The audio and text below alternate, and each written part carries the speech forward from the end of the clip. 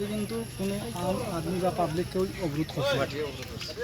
অবরোধ হয়েছে গত বছর একবার, আজ থেকে 15-20 দিন আগে একবার হয়েছিল। পাবলিক অবরোধ করছিল, পাবলিকের মধ্যে লোকাল আসলো, প্লাস টুকটুক ড্রাইভার, গাড়ির ড্রাইভাররা মিলিয়ে তারা নিজেরা অবরোধ করছে। অবরোধের কারণ বিগত দিনও আমরা আসছিলাম দেখছিলাম। তো সেদিন যখন অবরোধ হয়েছিল, কেশার ইউনিয়ন, এমনকি চোরাইবাড়ি পিএস এবং ডিসিএম স্যার সহ আলোচনা হয়েছিল যে কত তারিখ আছে, গত রোববারের আগের রোববারে বুইয়া মিলননাথের বাড়িতে বুইয়া এটা সমাধান দেখা হয়েছে। তো সেদিন ওসি সাইডা দায়িত্ব নিছিল চোরাইবাড়ির। তো তাইনের ইয়ে অনুসারে গতদিনে বসা হয়েছিল। বসার পরে সেখান থেকে ইউনিয়নের পক্ষ থেকে পাওয়া হয়েছিল, যে কেশার বোল্ডার অ্যাসোসিয়েশনের পক্ষ থেকে পাওয়া হয়েছিল যে যারা যারা কেশার মালিক আছে তারা মাটিগুলারে বান দেওয়ার লাগিয়া আর ড্রেনটা ক্লিয়ার করা যায়। সম্ভবত পিডাব্লিউডির থেকে ও সাইডটা ক্লিয়ার করা হয়েছে। আর তারা আজকে পর্যন্ত কোনো কিছু করছে না, বান টান কোনো কিছু দিছে না। লুজ মাটিগুলো সম্ভবত কেশার এলাই মাটি কাটা হয়ে এটা একটা লুঙ্গার মধ্যে স্টক করে রাখছে, যার বৃষ্টির কারণে আইয়া মাটিগুলা আবার মেন রোডে। তো আজকে সকালবেলা প্রচণ্ড বৃষ্টি ছিল, বৃষ্টির কারণে সব লুজ মাটিগুলো রাস্তার মধ্যে বিগত দিনের তুলনায় আজকে আরও দ্বিগুণ বেশি মাটি আইয়া একটা আপনারা দেখতে পাবেন এখানে ডাম্পার গাড়ি প্রথমে আইয়া যাওয়ার সময় অটোমেটিক রাস্তার মধ্যে ফাঁসি গেছে। আরও ছোটোখাটো 4-5টা গাড়ি আছে, চোরাইবাড়ি পুলিশের একটা গাড়ি ফাঁসিয়া রয়েছে। এইগুলো দেখে এলাকাবাসীরা আইছে।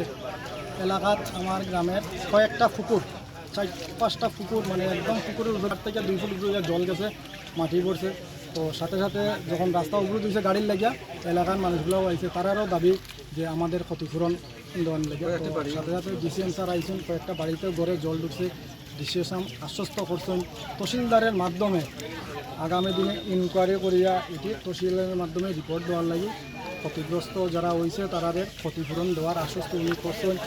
এলাকার সবের সাথে পরামর্শ এমনকি 2-4টা সাইট টাইম ভিজিট করছেন। আগামী দিন টাইম আবার এলাকার এরা এসডিএম স্যার ওনাকে পাঠিয়েছেন। আজকে ওনার এসডিএম স্যারের বক্তব্য অনুসারে উনি এসেছেন, উনি বলেছেন আগামী দিনেও আবার যাদের ক্ষয়ক্ষতি হয়েছে তাদেরকে নিয়ে কেশার মালিক হিসেবে নিয়ে আবার উনি বসবেন।